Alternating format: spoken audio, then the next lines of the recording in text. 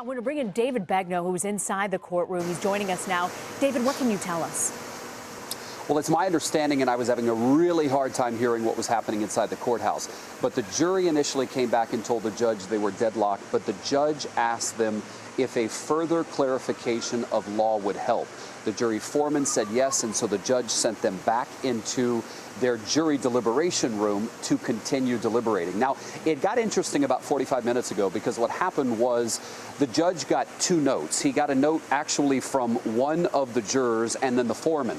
Apparently, the foreman told the judge, hey, judge, listen, we've got one juror who's a holdout, and I don't think he is going to budge. It actually said he in the note. Then there was a note from a member of the jury that said, look, I cannot convict this man and find him guilty, but I also can't tell the Scott family that he's innocent. So essentially, it was this note to the judge saying, I'm the holdout and I am going to stay true to what I believe, and I'm deadlocked. I cannot make a decision. And South Carolina law is very clear. If it's guilty, everyone has to agree. And if it's not guilty, everyone has to agree. Otherwise, you're deadlocked. And so the judge brought them all back in and said, listen, in order for me to send you back out and say continue deliberating, you have to tell me if there is the potential that you can. Do you give me permission? The law says I need your permission to send you back at it. So if I give you some clarification of the law, would that help? Apparently the foreman said yes, and so the judge sent them on their way. So what happens now, David? Well, it's a good question. How long do they continue to deliberate? You know, earlier, Rena, it was interesting. Last night, the jury asked the question, can you give us the definition between fear and passion? Not the definition, but the difference. Can you tell us what the difference is between fear and passion? The judge eventually decided, no, I'm not going to, because if I start defining words for you like that, I may influence you in some way that I don't intend to.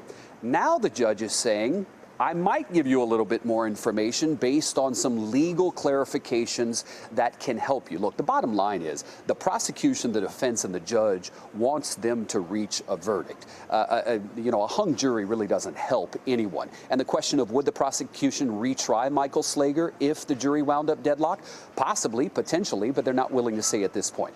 So the judge on this late Friday afternoon has sent them back into the room. Now, Rena, look, they came back within 3 hours of him first sending them back and saying we can't reach a decision. So we very well could hear something within the next few hours. We'll see.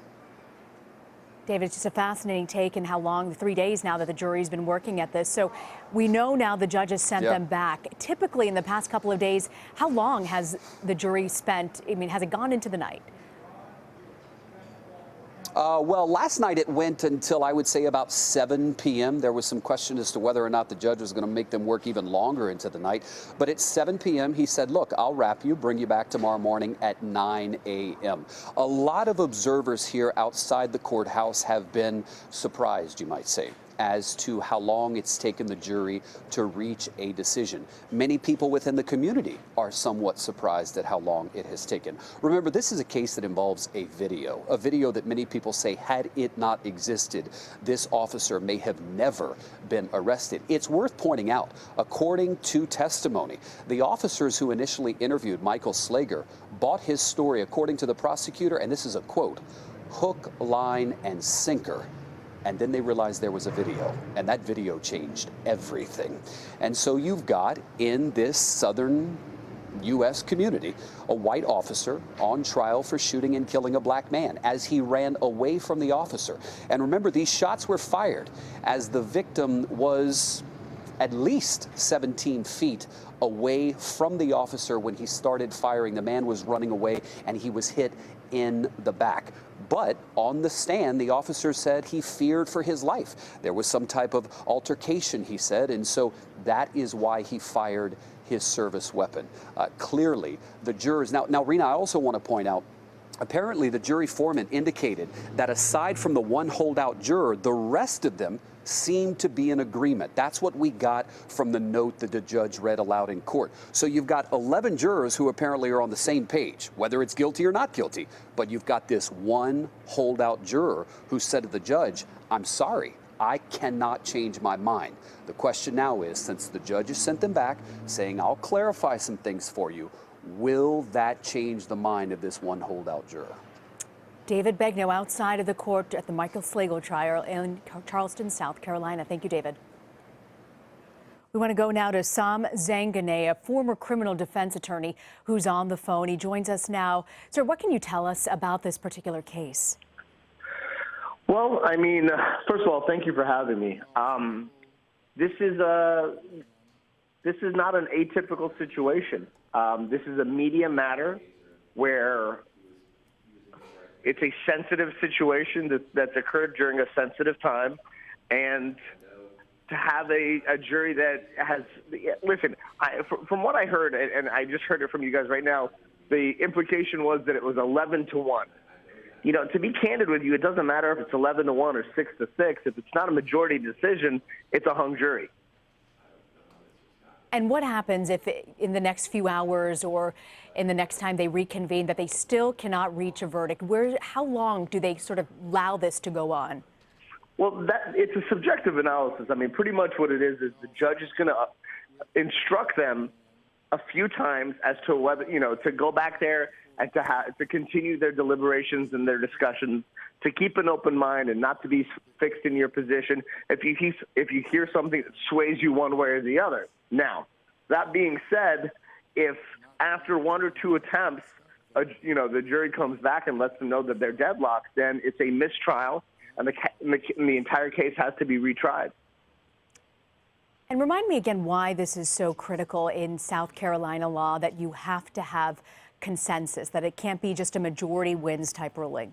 Oh, no, it's that all over the country. I mean, let me tell you, you guys introduced me as a former criminal defense attorney. I'm a former prosecutor, a current criminal defense attorney, and I've tried cases, state and federal cases throughout the United States and in Puerto Rico, and in every jurisdiction, you have to have a unanimous verdict.